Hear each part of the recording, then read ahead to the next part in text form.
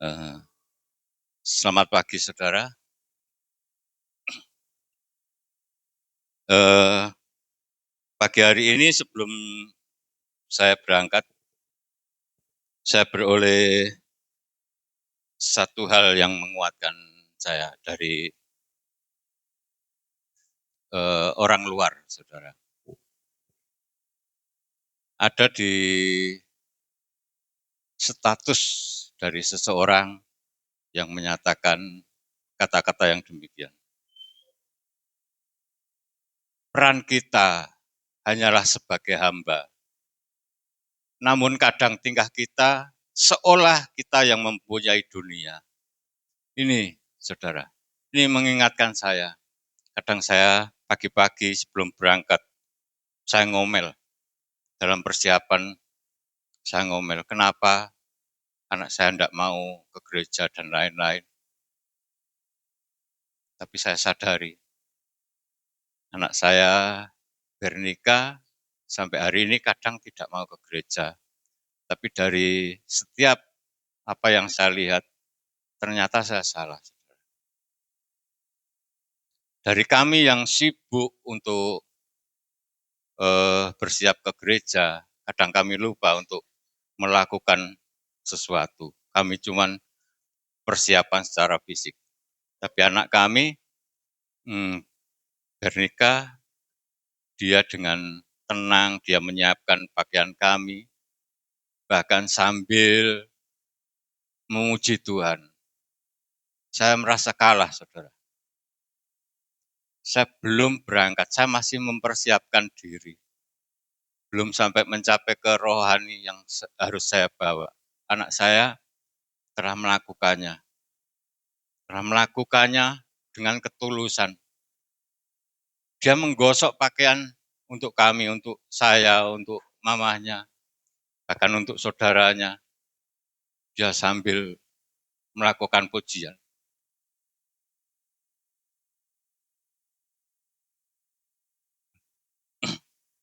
Melakukan penyembahan. Saya kadang malu. Dalam perjalanan saya baru kadang-kadang ingat. Iya, saya melakukannya setelah saya keluar dari rumah, kadang saya baru melakukannya.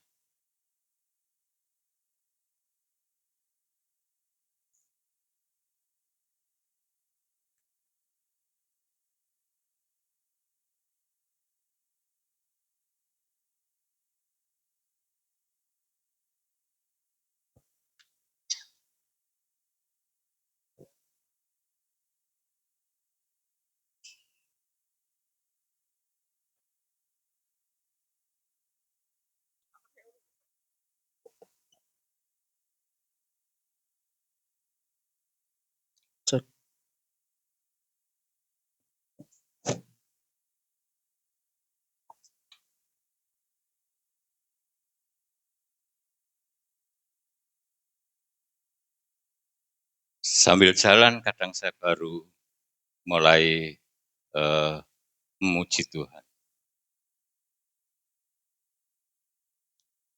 Sampai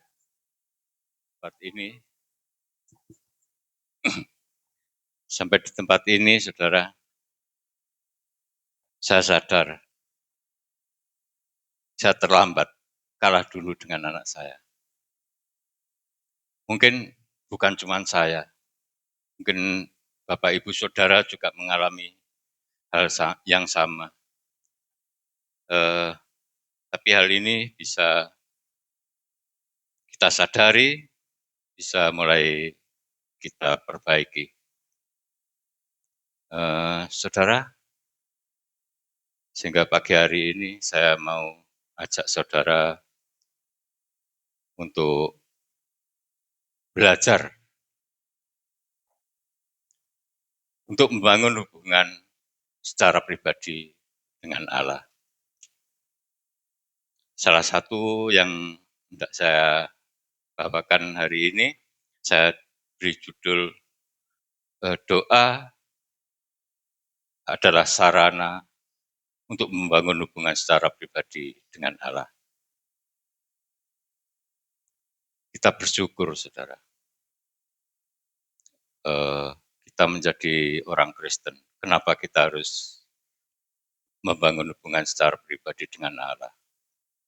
Ini kadang menjadi pertanyaan besar, apakah kita hanya berpikir untuk kenyamanan kita atau untuk mengejar berkat atau kesenangan-kesenangan kita.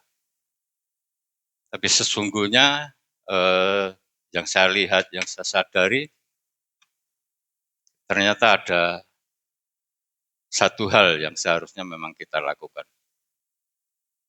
Ini saudara, serupa dengan Kristus. Ini kenapa kita harus membangun hubungan secara pribadi dengan Allah, supaya kita pada akhirnya bisa serupa dengan Kristus. Jadi kita tidak sekedar menyatakan diri sebagai orang Kristen, tapi tanpa kita menjadi sama serupa dengan Kristus. Kadang kita tidak menyadari, kita cuma sekedar ke gereja atau berdoa, asal berdoa, tapi tanpa tujuan. Tujuan kita kadang terfokus pada apa yang menjadi kepentingan kita. Tapi sesungguhnya yang Tuhan kehendaki, apa yang menjadi kepentingan Tuhan dalam hidup kita, supaya kita menjadi anak-anaknya, supaya kita serupa dengan Kristus. Bukan Tuhan membuat kita memenuhi setiap apa yang menjadi keinginan kita, setiap apa yang menjadi harapan kita, bukan. Ingat saudara, banyak hal kalau kita belajar dalam kehidupan ini, kadang kita ragu, apakah kita sudah berjalan sesuai dengan kehendak Tuhan, atau kita masih asal datang ke gereja, asal menyatakan diri sebagai orang Kristen.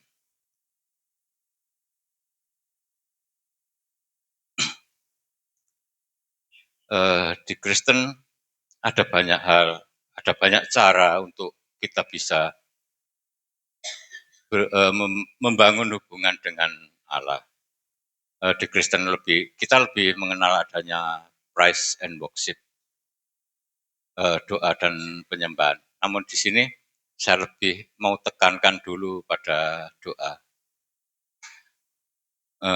Saudara yang terkasih dalam Tuhan Yesus, apakah itu doa? Seperti yang sering kita dengar, seperti yang Bapak Gembala ajarkan, bahwa doa itu adalah komunikasi. Ini sarana. Komunikasi itu sarana untuk membangun hubungan. Kalau kita mau membangun hubungan tanpa berkomunikasi, tentunya tidak bisa. Baik komunikasi lewat suara ataupun dengan bahasa tubuh atau apapun, itu namanya komunikasi. Nah, doa ini komunikasi dua arah, saudara.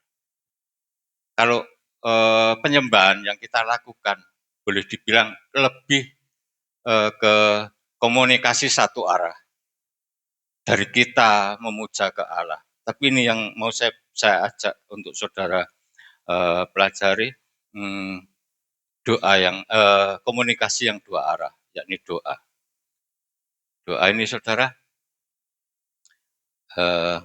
kadang kita lupa bahwa Allah kita, seperti yang kita tahu bahwa Allah kita ini Allah yang transenden. Allah yang transenden itu Allah yang di luar batas jangkauan kita, baik akal kita, baik pengetahuan kita, atau apapun yang kita miliki. Kita tidak bisa menjangkau Allah, atau untuk melihat, atau untuk apapun tidak bisa. Namun perlu kita ingat, sekalipun Allah itu transenden, Allah itu lebih besar dari semesta. Namun Allah itu memenuhi semesta, saudara. Allah tidak dibatasi oleh dimensi ruang dan waktu. Namun Allah itu Tuhan dimensi ruang dan waktu. Dia menguasai ruang, dia menguasai waktu. Dia Tuhannya waktu, dia Tuhannya ruang.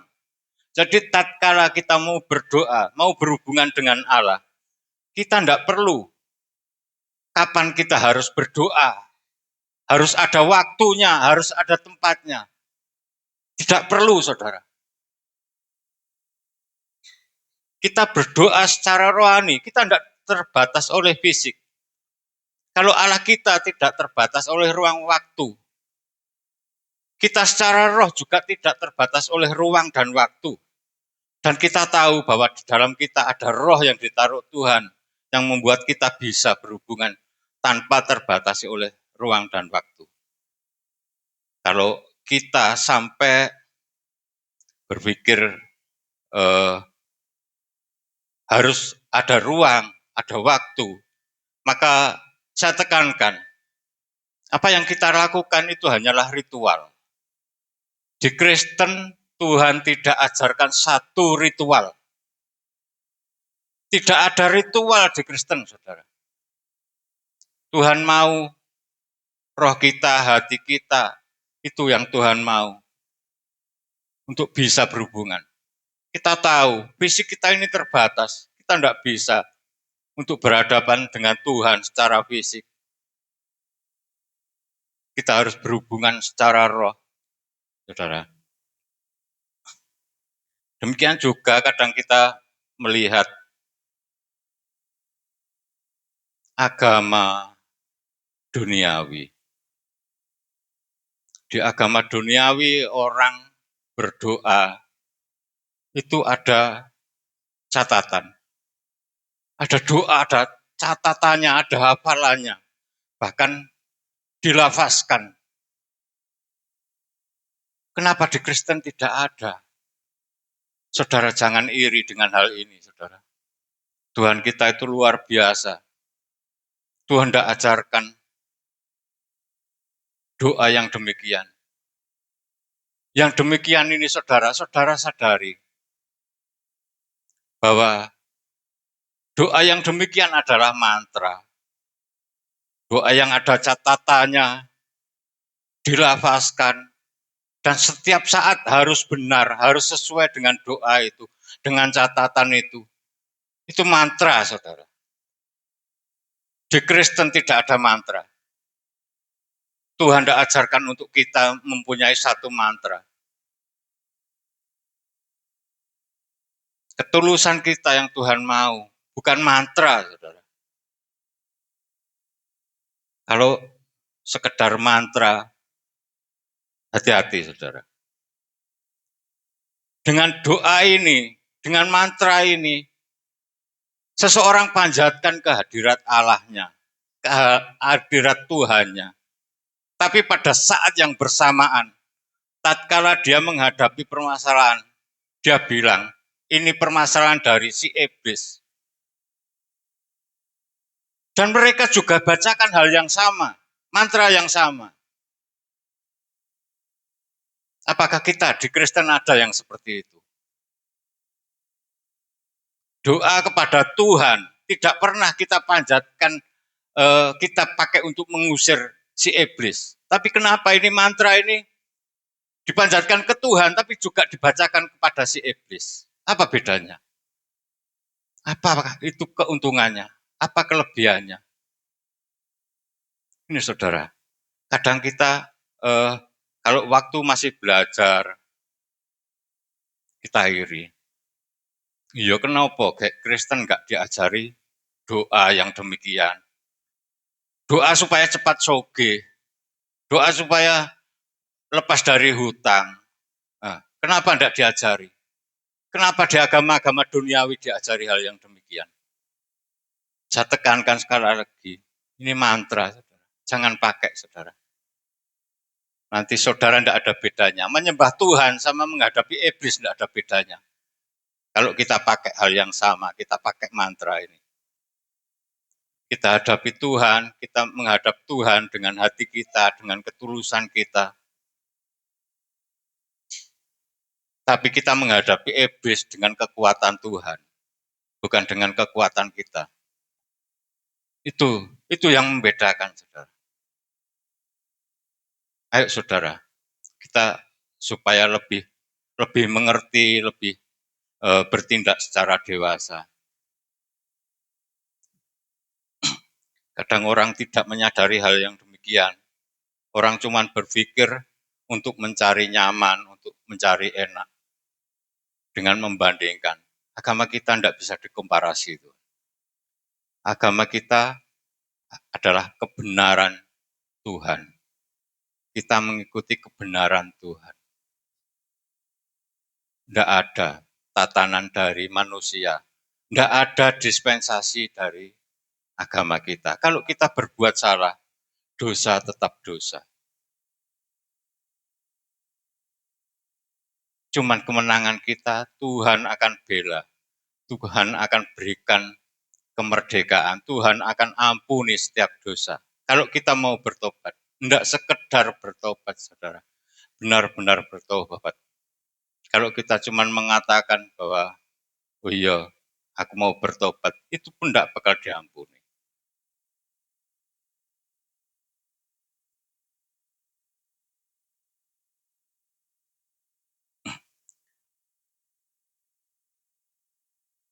Kita bisa buka di Roma 8 ayat 26.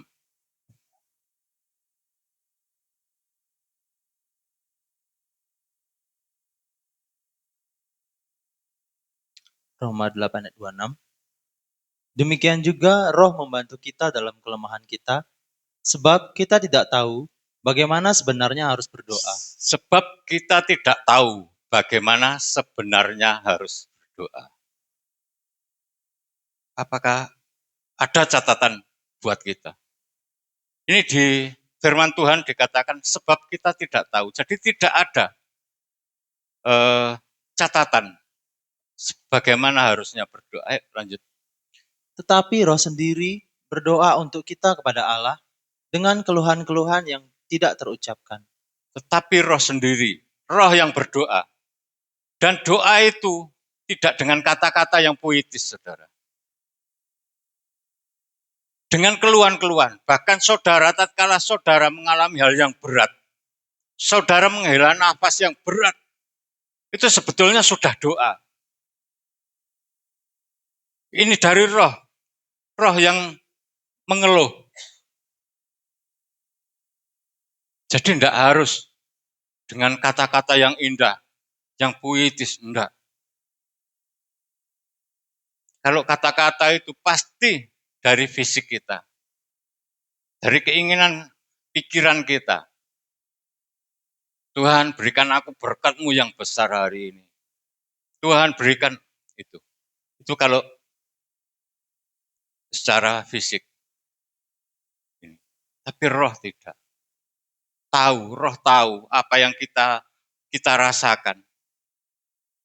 Akan dia bawa ke hadapan roh Allah. Dengan keluhan-keluhan. Yang cuman roh Allah yang tahu tentang keluhan roh kita. Sekalipun mulut kita tidak bisa ngomong, tidak bisa berkata-kata. Tapi ini, saudara. Ini Tuhan janjikan, Tuhan firmankan. Kenapa kita harus berpikir bahwa doa itu harus ada catatan, harus kita lafazkan, harus kita hafalkan. Enggak, saudara. Kemenangan di Kristen itu banyak, saudara. Baik dari segi doa pun kita sudah menang. Diberikan sesuatu yang orang lain enggak bisa mengerti. Seperti pastor katakan, intinya mbuh, saudara. Mbuh Tuhan, gak roh wis. Gitu. Mau doa yang seperti apa? Ya itu tadi, mbuh Tuhan, gak roh aku Tuhan. Intinya. Kenapa demikian? Karena supaya kita tidak mengatur Tuhan. Karena Tuhan harus bekerja atas kita.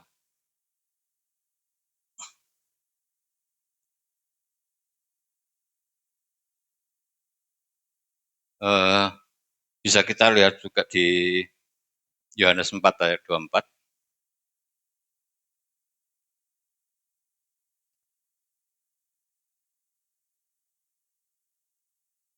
Yohanes 4 ayat 24.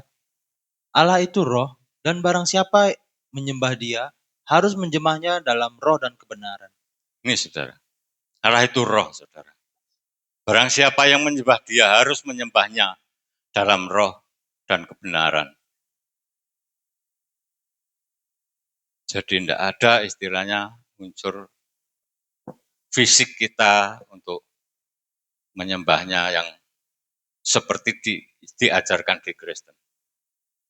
Firman Tuhan menyatakan yang demikian.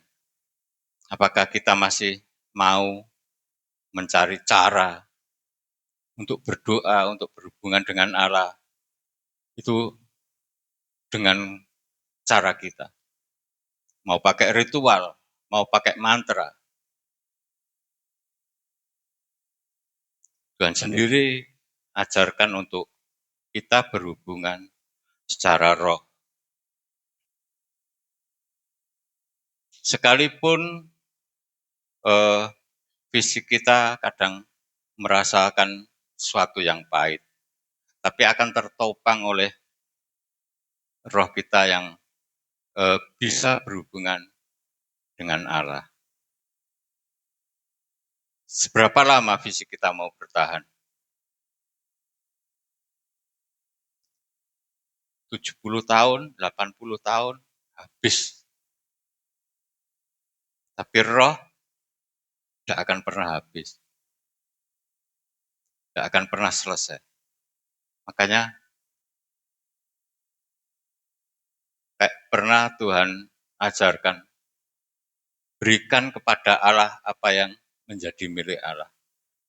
Berikan kepada siapa yang mempunyai hak. Kalau kita merasa bahwa di dalam kita ada roh yang dari Allah, diberikan oleh Allah, sediakan diri Anda bagi Allah. Kembalikan kepada Allah. Kalau fisik kita dibilang dari tanah liat, kembalikan, biar kembali ke tanah liat. Jangan pikirkan yang macam-macam.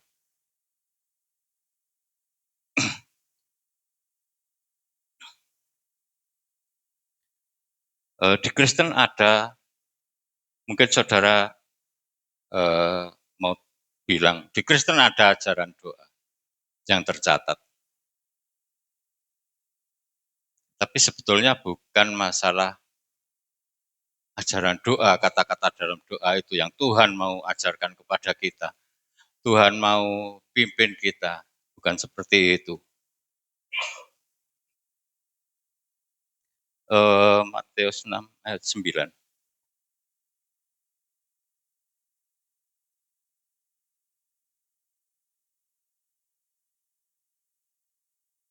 Matius 6 ayat 9.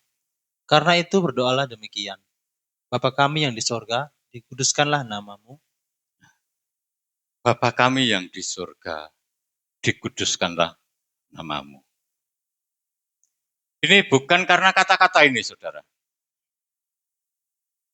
Bukan karena catatan ini untuk berdoa.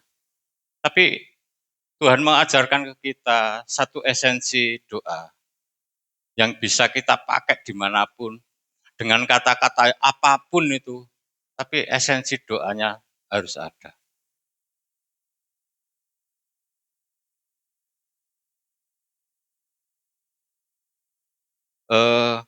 Yang jelas, pada awalnya harus ada tujuan. Tujuan dari doa. Yohanes 10 ayat 14.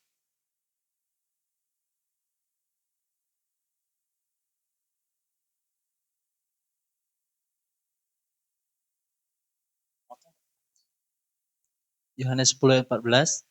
Akulah gembala yang baik, dan aku mengenal domba-dombaku, dan domba-dombaku mengenal aku. Akulah gembala yang baik, dan aku mengenal domba-dombaku, dan domba-dombaku mengenal aku. Saudara kenal Tuhan kita. Tuhan kita lebih dulu mengenal kita. Ini esensi doa. Awalnya, doa kita mau kita panjatkan kemana? Kalau kita tidak mengenal arah yang kita tuju. Gak kesasar tak saudara doa kita. Sampai di mana? Ya gak sampai tutup bungerase, terus kegawa bis liyane. Nah itu loh. Itu saudara. Tapi kita tahu, kita mengenal Allah. Kita tujukan doa kita ke Allah kita. Kenapa? Allah kita juga mengenal kita. Lebih dahulu mengenal kita. Bahkan di Yohanes 17 ayat 12. Yohanes 17 ayat 12. Selama aku bersama mereka, aku memelihara mereka dalam namamu, yaitu namamu yang telah engkau berikan kepadaku. Aku telah menjaga mereka dan tidak ada seorang pun dari mereka yang binasa, selain daripada dia yang telah ditentukan untuk binasa, supaya genaplah yang tertulis dalam kitab suci. Selama aku bersama mereka, aku melihara mereka dalam namamu. Dalam namamu.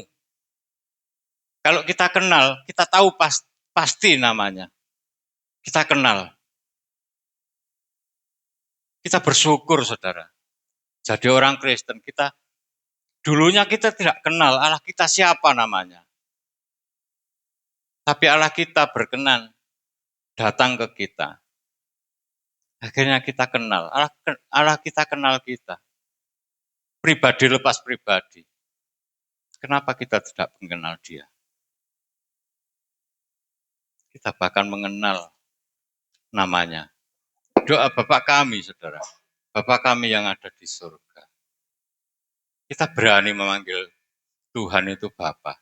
Bahkan kita tahu Tuhan itu bersemayam di surga. Kalau kita tidak mengenal, apakah mungkin kita tahu di mana Tuhan itu berada? Orang bilang Tuhan itu ada dalam hatimu. Yakin? Bisa cari. Kalau yang tidak mengenal Allah, saya yakin tidak bakal menemukannya. Tidak tahu namanya, tidak bakal menemukannya. Tapi kalau kita mengenal Allah, saya yakin. Selagi dalam hati kita selalu tergaung nama Yesus, kita mengenal dia. Kita mengenal Tuhan. Kalau kita mengenal Tuhan, kita mengenal Allah. Itu yang membedakan. Kadang kita dipojokkan oleh agama-agama dunia. Tuhanmu ketok, Tuhanmu disalib. Mereka tidak tahu. Mereka tidak tahu, jangan khawatir.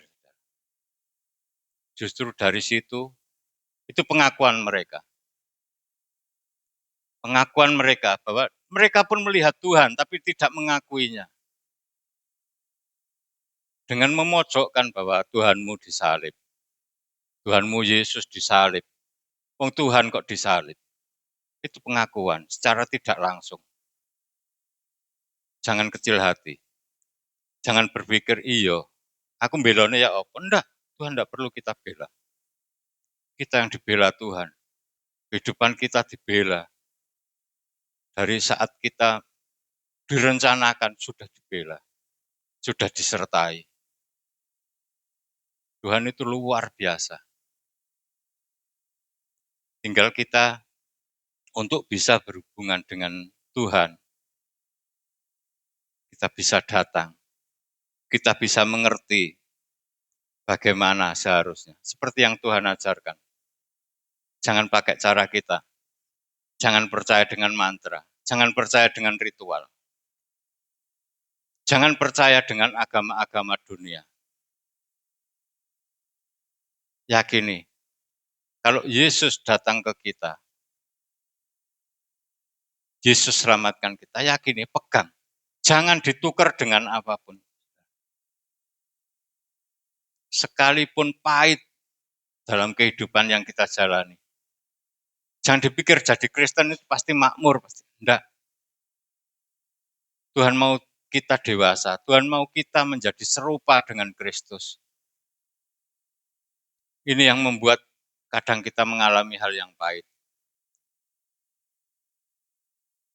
Seperti Ayub pun mengalami hal yang pahit. orang yang percaya kepada Tuhan pasti mengalami hal-hal yang seperti ini. Tapi Tuhan tak pernah lepaskan. Tuhan selalu gendong. Tuhan selalu topang tangannya. Gitu.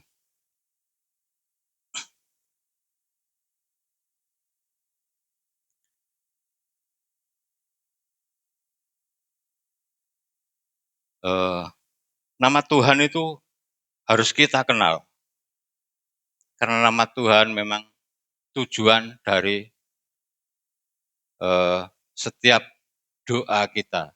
Bahkan tujuan dari hidup kita. Kadang orang di luar karena tidak mengerti, dia akhirnya merasakan sesuatu yang mustahil untuk mereka capai. Mereka kadang berbicara, yang penting doa itu sampai kepada Allah. Kalau kita tidak, doa kita berdasarkan nama Tuhan. Setiap doa yang kita bawa, kita peralaskan dalam nama Tuhan. Karena kita mengenal Tuhan. Karena doa kita untuk sampai pada yang kita tuju. Kalau cuman datang sampai ke Allah, Allah yang mana?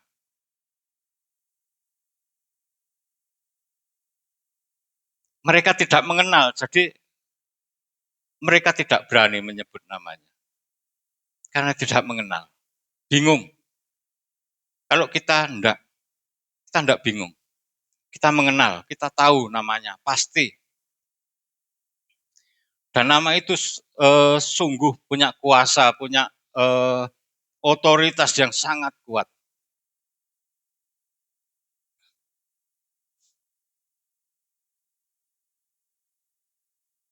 Amsal 18 ayat 10.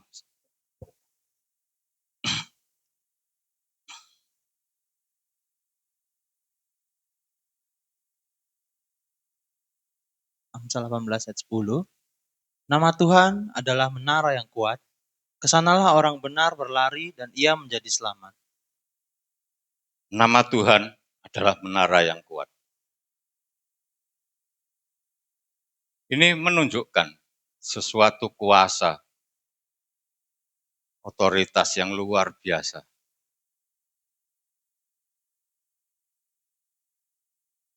Manusia menciptakan menara, Apple misalnya, itu aja sudah terkenal. Tapi enggak seterkenal nama Tuhan, enggak sekuat nama Tuhan. Apple enggak bisa untuk berlindung, saudara. Tapi nama Tuhan ini luar biasa. Enggak kelihatan, saudara. Tapi memberikan perlindungan, memberikan keselamatan, memberikan kedamaian, memberikan segalanya. Ini menara yang kuat, sungguh kuat. Bahkan ada orang menyebut nama Tuhan itu perisai.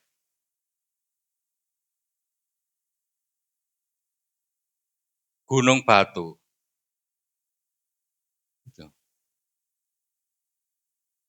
Kalau nama Tuhan tidak sekuat itu, apakah mungkin orang akan menyebutnya dengan berbagai gelar? Kalau nama Tuhan tidak punya kuasa, orang akan menyebutnya seenaknya.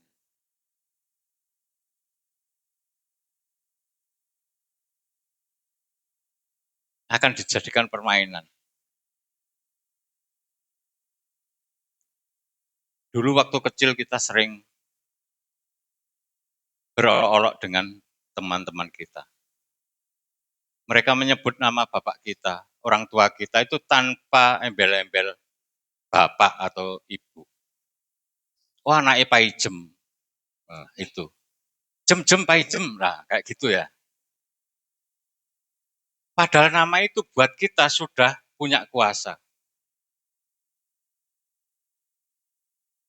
Tapi tidak punya otoritas yang luas. Karena banyak pihak yang masih berani memperolok nama ini. Tapi nama Tuhan kita tidak seperti ini. Jangan dipikir bahwa Tuhan itu penuh amarah. Kalau namanya dipakai mainan, terus bakal marah-marah. Enggak, Tuhan itu penyayang. Justru karena penyayang. Tuhan itu kasih, justru karena kasih. Orang enggak bakal berani. Sekalipun orang salah, enggak bakal dihukum langsung oleh Tuhan. Enggak, Tuhan bakal rengkuh. Paulus itu salah, tapi Tuhan enggak hukum seperti yang dipikirkan Paulus. Tuhan ambil Paulus, Tuhan angkat Paulus. Sampai akhirnya Paulus sendiri yang melakukan segalanya untuk Tuhan, boleh mengalami kesesakan apa, itu karena pembelaan, karena keinginan Paulus supaya orang mengakui bahwa dia mengenal Tuhan, orang tahu, bahkan dia sendiri juga benar berserah. Dia buang seluruhnya untuk Tuhan. Hatinya, kehidupannya, itu. Bukan karena dihukum Tuhan. Nama Tuhan itu indah, kuat, kasih. Kadang kita tidak menyadari. Kita mengeluh, tatkala kita ada masalah, kita cuma menyebut Yesus gitu. Itu sebetulnya luar biasa. Dia akan tahu, dia benar-benar tahu bahwa kita memerlukan dia. Hati-hati saudara. Bukan karena Tuhan kita itu kasih, terus kita boleh berbuat seenak kita. Boleh kita berjalan seenak kita, sakar PDW, tapi tujuan ini tidak bakal tercapai. Kita diajak untuk berjalan sampai di titik di mana Tuhan kehendaki. Tuhan tentukan untuk kita berada. Serupa dengan Kristus. Titik itu, saudara. Sebagaimana seharusnya kita jalani. Tapi kalau kita seenaknya, Tuhan hukum enggak. Tetap kita dianugerahi dengan kehidupan. Kalau enggak percaya, kita percaya Tuhan. Orang tidak percaya, orang di luar juga dianugerahi sama Tuhan dengan kehidupan, dengan berkat, dengan apapun itu. Bahkan apa yang mereka mau, juga Tuhan anugerahkan. Tuhan tuntut mereka untuk kembali? Tidak. Tuhan tidak tentukan kuantitas, tidak mau kuantitas, tapi kualitas dari kita. Di mana kualitas kita yakni serupa dengan Yesus, serupa dengan Kristus. Bukan asal kita ada stempel di KTP, agama Kristen. Bukan yang seperti itu. Kalau cuman agama Kristen gitu banyak saudara.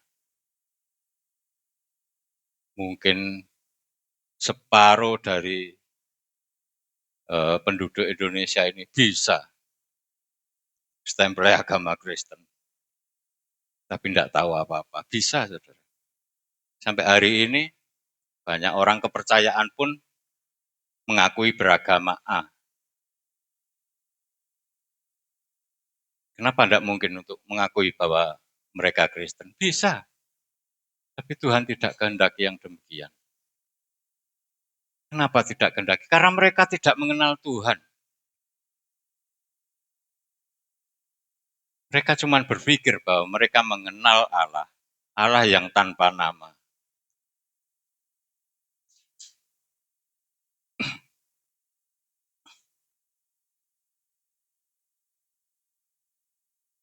Kembali saya ingatkan bahwa doa itu bukan karena kata-kata yang indah, yang puitis, yang apa gitu. Atau kita percaya 100% bahwa karena doa kami kita bisa berhubungan dengan Allah lebih akrab.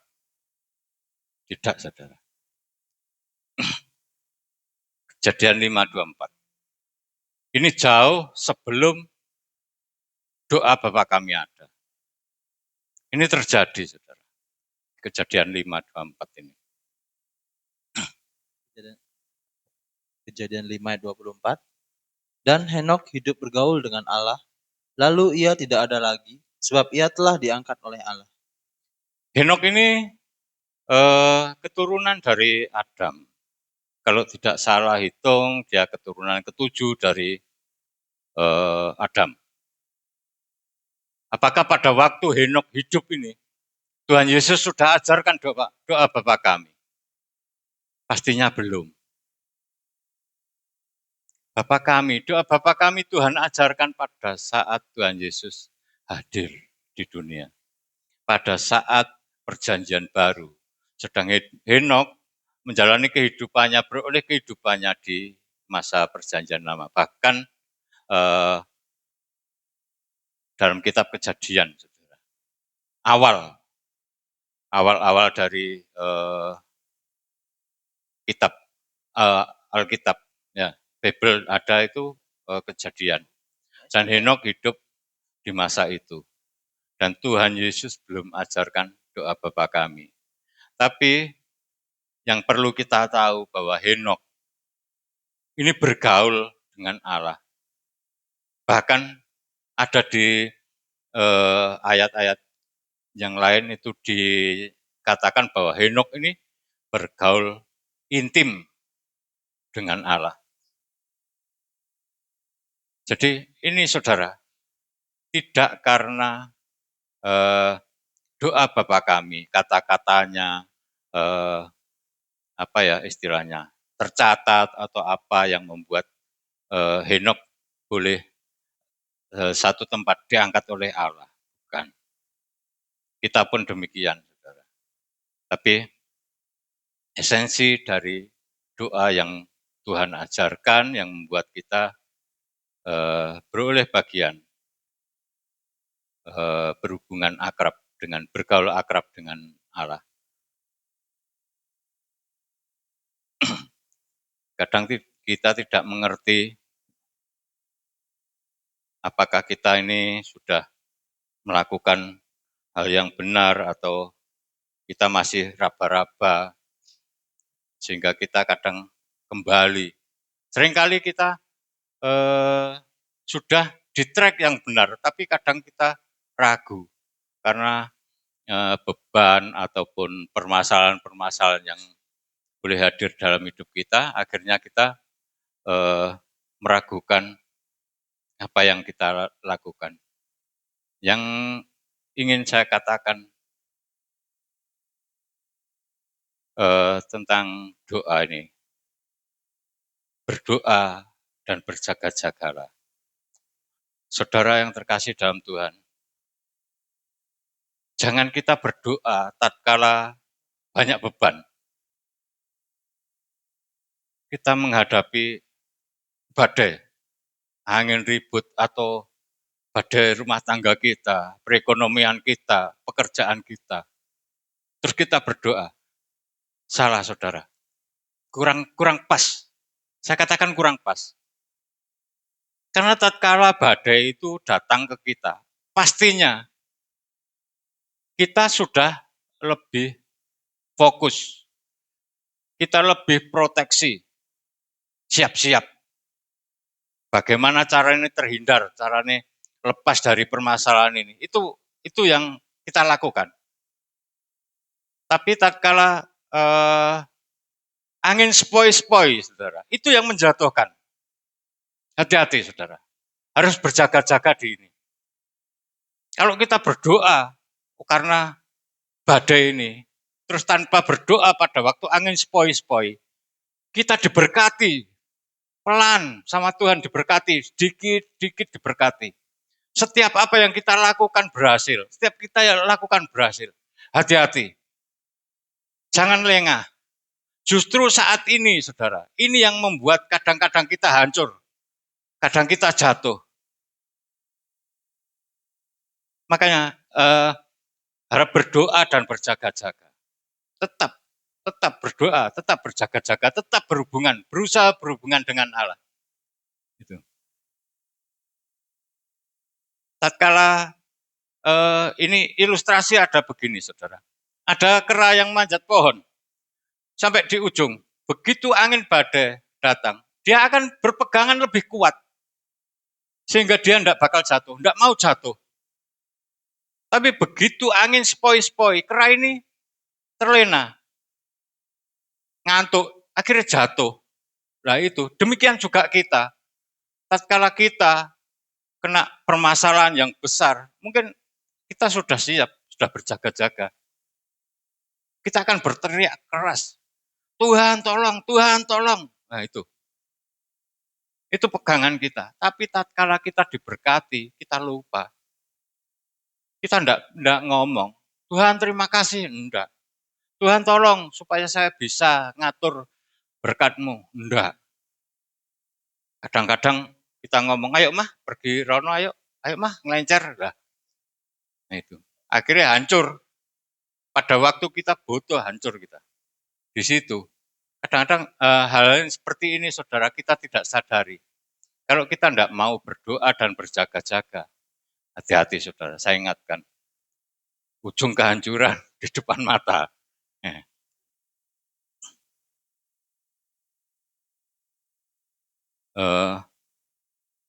Matius 6 ayat yang ke-10.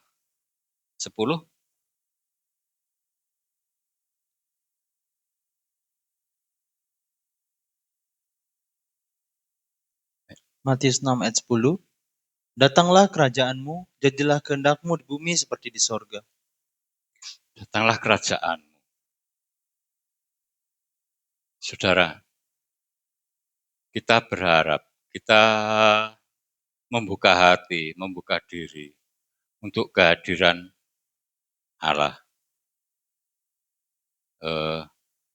Untuk kuasa Allah dalam hidup kita, dalam hati kita, dalam kehidupan kita sepenuhnya. Ini saudara, bukan berarti kita putus asa, bukan. Tapi kita mohon, dalam kehidupan kita selalu mohon untuk Allah itu hadir. Tuhan itu hadir dalam kehidupan kita. Kenapa kita berteriak mohon Tuhan untuk hadir? Dari awal saya sudah singgung bahwa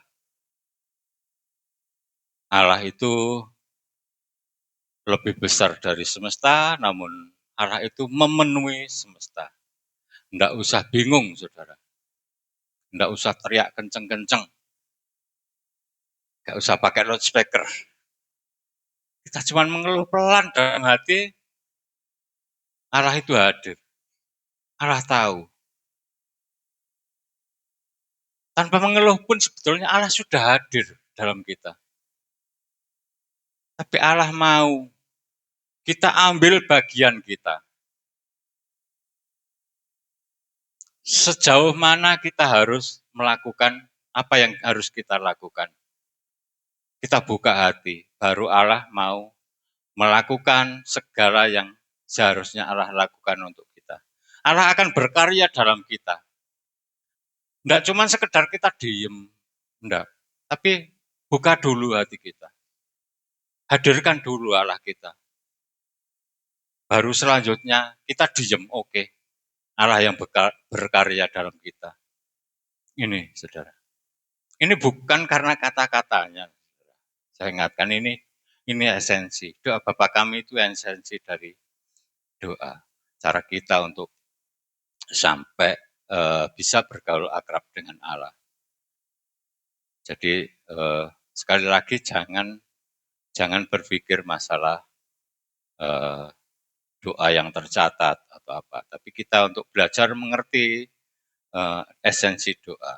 Bagaimana kita seharusnya bisa berhubungan dengan Allah. Kita dari sini kita menyadari kekurangan kita. Sehingga kita mohon Allah hadir. Allah hadir dalam kehidupan kita untuk ambil alih setiap jalan hidup kita. Kita cuma buka dulu sebentar, buka hati kita untuk kehadiran Tuhan. Biar Tuhan yang lakukan semuanya. Ini karena kita memiliki kekurangan dan kita berserah sepenuhnya kepada Allah. Jangan sekali-sekali kita berkata bahwa kita mampu. Tidak, saudara. Kita tidak mampu. Kita tidak bisa lakukan apa-apa. Kalau kita suatu saat kita berdoa, kayak yang di luaran, Tuhan beri kami kekuatan. Berarti Anda mau bergerak sendiri. Tuhan berikan kami jalan untuk, berarti kita mau bergerak tanpa Tuhan yang lakukan. Tapi kalau kita berdoa, Tuhan saya tidak mampu melakukan apapun tanpa Engkau, maka Tuhan yang akan lakukan. Jangan sekali-sekali kita berdoa seperti itu, saudara. Jangan berkata, beri kami kekuatan. Kalau kita dilepas sama Tuhan, diberi kekuatan sama Tuhan, dilepas kita tidak jadi apa-apa. Saya yakin. Tidak sampai di titik di mana kita seharusnya berada. Karena kita akan mengandalkan kemampuan kita. Kalau kita berdoa seperti itu, kita yakin kita mengandalkan kemampuan kita. Sedang kita tidak mempunyai kemampuan apa-apa. Semuanya Tuhan berikan. Apa yang kita miliki hari ini? Tubuh enggak. Hati enggak. Kalau kita enggak diberi hati sama Tuhan, kita enggak punya hati. Otak enggak. Sekalipun pinter kayak apa, enggak, itu otak itu enggak dari kita. Semua yang ada pada kita itu dari Tuhan. Terus kenapa kita harus bilang, minta kekuatan untuk kita bisa bergerak? Mampu kita mengandalkan kemampuan kita. Bisa kita bergerak tanpa Tuhan yang atur. Enggak bisa. Bahkan hidup kita ini dari detik ke detik Tuhan yang tentukan. Hati-hati, saudara. Banyak hal, kadang kita salah. Kita beruntung, Tuhan itu kasih. Tidak pernah menghukum. Tuhan hukum pun dengan kasih. Kita tidak tahu jadinya. Kita tidak merasakan. Kok gini ya Tuhan? Padahal itu kita dalam pelimpahan kasih yang luar biasa. Tapi kita akhirnya merasa terhukum. Kalau Tuhan mau hukum, kita ini tidak ada apa-apa nih. Sekali sentil wis hilang kabeh. Semesta ini tidak ada apa-apa nih. Apalagi kita yang cuma debu tanah. Ini saudara. Kalau kita tidak mau membangun hubungan secara pribadi dengan Allah, akankah kita itu beroleh keselamatan? Akankah kita beroleh kembali ke hadirat yang punya hidup? Ini saudara. Kita ini beruntung, benar-benar beruntung. Mengenal nama Tuhan. Tahu Tuhan itu bersemayam di surga. Bahkan kita berhak untuk memanggilnya Bapa. Yang lain enggak. Yang lain, saudara, mereka menyebut Tuhan, tapi mereka tidak mengenal. Mereka tidak bisa menyebutnya Bapa, tidak menganggapnya sebagai anak. Mereka cuma menganggap sebagai hamba.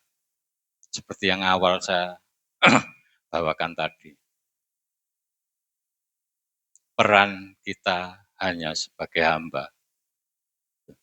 Nah, itu mereka menganggap diri mereka sebagai hamba. Kalau kita enggak, kita anak-anak Tuhan, kita boleh menyebutnya sebagai Bapa. Dan kita selalu berteriak, Bapa. Itu yang membedakan.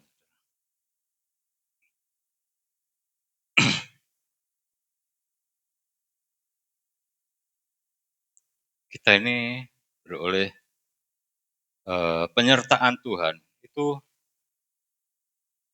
dari awal, dari semula. Bahkan tatkala kita dirancangkan untuk diciptakan itu kita sudah beroleh penyertaannya.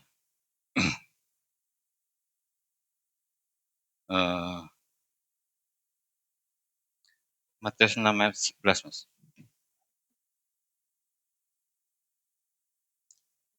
Matius 6 ayat 11. Berikanlah kami pada hari ini makanan kami yang secukupnya.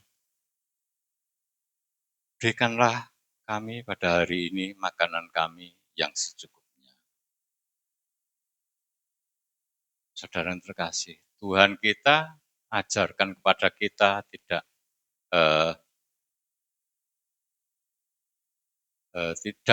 memenuhi hasrat kita dalam keserakahan. Doa ini kenapa? Kenapa ini doa kita panjatkan kepada Tuhan? Hendak kita diajarkan minta sesuatu yang luar biasa. Tuhan, berikan aku beras sak truk saiki Tuhan. Enggak, cuman makanan kami secukupnya.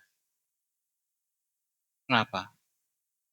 Karena kita diajar Tuhan untuk memikirkan hal yang sangat sederhana. Sangat sederhana. Kebutuhanmu hari ini. Bukan uang, bukan apa, kebutuhanmu. Hal-hal yang kecil, yang sangat sederhana. Dari awal kita paling berpikir masalah hari ini ada yang dimakan apa ya. Seberapa banyak kebutuhan kita untuk makan. Bahkan kalau kita kadang enggak punya dana, enggak apa. Kita beli beras ya, saudara. Itu cuma 1 kilo, saudara. Beli 1 kilo aja kayak ditang saiki. Kenapa enggak berpikir beli 1 karung? Besok biar enggak mikir beli. Kalau mikir seperti itu, kita mau beli 1 karung. Kalau ada uangnya cuma untuk beli 1 kilo. Pusing kita, saudara. Tuhan ajarkan yang mudah, saudara. Yang sederhana. Kita mikir yang rumit-rumit, kita serakah. Gitu. Kayak Tuhan ajarkan di firman-Nya bahwa apa yang keluar dari tanah ini duri dan semak duri. Ingat saudara, kita ini diciptakan dari debu tanah. Apapun yang ada dalam kehidupan kita, itu mengandung duri dan semak duri. Hari ini yang punya sedikit, dia dapat duri. Dia yang punya banyak, dia dapat semak duri. Ya, kayak saya misalnya, saya mikir hari ini, kebutuhanku segini lah paling ini. Nah ini duri, saya enggak bisa bergerak karena duri ini. Tapi orang yang punya banyak, yang dikasih banyak sama Tuhan, dapat semak duri. Hari ini dia punya uang 1 miliar di rumah. Bingung deh, mau bergerak enggak bisa. Gak dicolong uang tak, duitku. Gak dijupuk uang tak. Enggak gerak juga enggak enak. Aku kudu rono, kudu iso bergerak, tapi gak iso. Nah itu. Kalau kita berpikir untuk suatu hal yang banyak, yang serakah, yaitu tadi, saudara. Kita akan dapat semak duri, tidak iso gerak. Kalau kita diberkati dikit pun sudah kita kena duri. Iya kurang Tuhan. Tak gawe iki gak cukup, tak gawe iku gak cukup. Itu duri, saudara. Tapi jangan ngeluh. Kenapa? Karena kita ini debu tanah. Dari yang setiap dihasilkan oleh tanah, itu duri dan semak duri. Terus Tuhan ajarkan ini, berilah kami pada hari ini makanan kami secukupnya. Supaya kita berpikir sederhana, sangat sederhana. Kalau kita berpikir sangat sederhana ini yang Tuhan ajarkan. Ada damai sejahtera yang kita terima.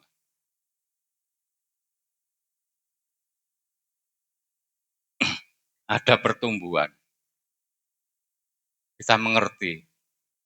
Kita akan tahu rencana Tuhan. Kita akan tahu kehendak Tuhan. Kalau kita diberi kelimpahan, kadang-kadang kita tidak tahu.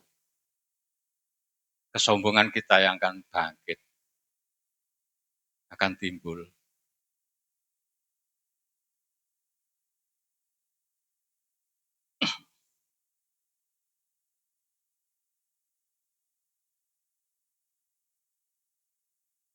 Kalau di gereja kita, di Kristen, kita tidak menyadari. Kadang kita melihatnya keluar ke agama dunia. Orang dari agama dunia itu setiap kali mau beribadah, mereka berusaha menyucikan diri. Tapi jangan salah, di Kristen jauh lebih berat daripada agama dunia. Ini juga bagian dari esensi doa, saudara. Dan ini harus kita lakukan. Kalau di luar mungkin secara fisik, mereka berusaha secara fisik untuk menyucikan diri. Matius 6:12.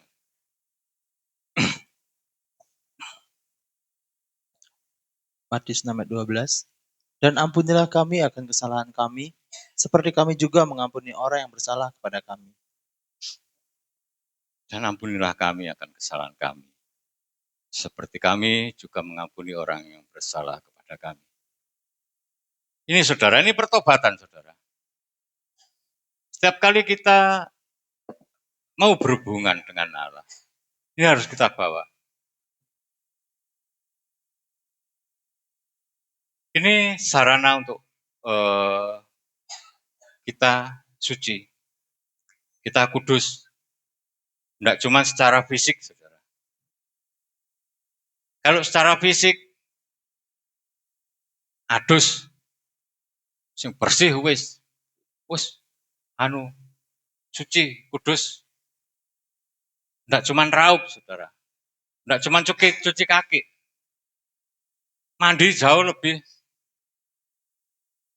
bersih semuanya. Tapi tidak di situ. Hati, saudara. Ada pertobatan. Ada pengakuan. Ada pengakuan yang harus kita lakukan. Ada pertobatan yang harus kita lakukan. Matius 5:24, 23:24.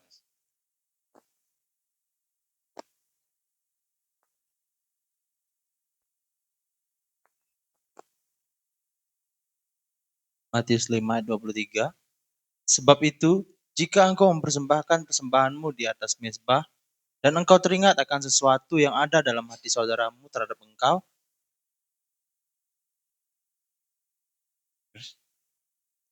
tinggalkanlah persembahanmu di depan mezbah itu, dan pergilah berdamai dahulu dengan saudaramu, lalu kembali untuk mempersembahkan persembahan itu.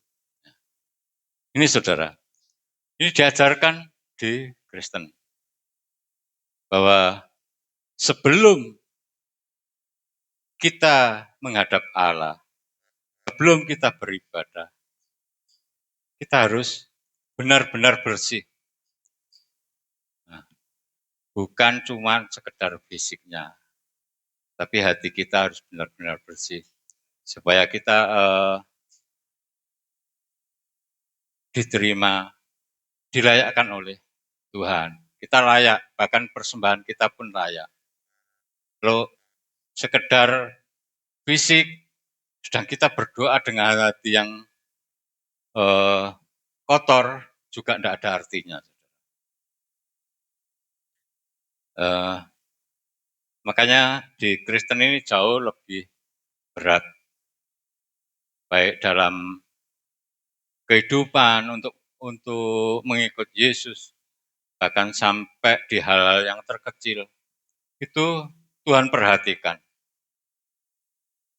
Karena Tuhan sertai kita itu sejak kita dirancangkan. Tuhan tidak mau kita akan jadi jauh, tidak ada gambaran Tuhan sama sekali. Seperti dari awal saya tekankan bahwa supaya kita menjadi serupa dengan Kristus, makanya kita berhubungan dengan Allah. Ini saudara, esensi dari doanya seperti ini sampai yang orang luar pikirkan bahwa kita tidak melakukan, ternyata kita melakukan. Melakukan jauh lebih berat, lebih dalam, lebih mengena. Karena yang kita bawa ke hadirat Tuhan untuk berdoa, untuk berhubungan dengan Tuhan, itu bukan secara fisik kita, tapi roh kita yang berhubungan dengan roh Allah. Kalau kita cuma secara fisik, nantinya kita akan kasih toleransi. Oh ndak apa, iki ngene gak apa. Bisa diganti. Puasa gak tutup gak apa, besok diganti. Itu dagang apa ibadah? Loh, iya kan ada ganti rugi toh. Dagang loh. Nah, seperti itu.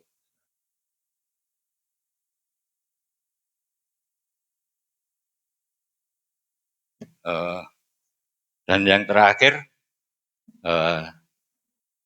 untuk hari ini saya mau Matius 5 ayat 48.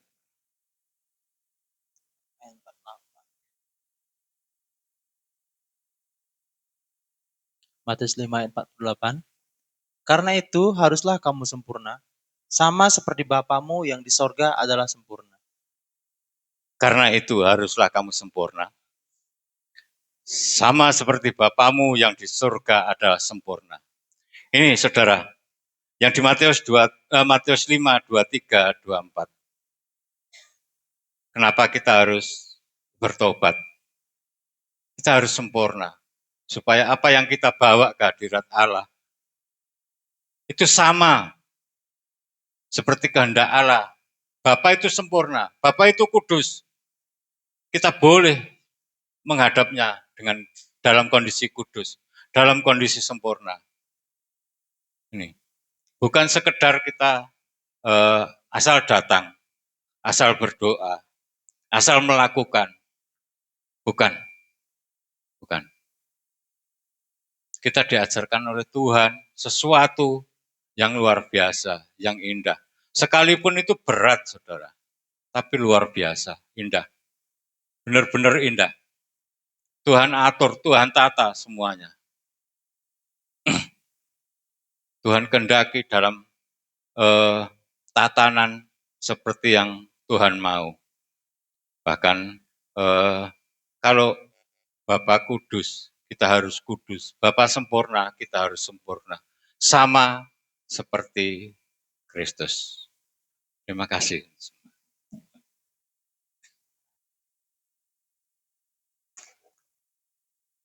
Berikan sambutan yang meriah. Terima kasih Pak Petrus sudah melayani. Saya tadi melayani sekolah minggu, jadi nggak ngikuti dari awal, tapi sempat sebentar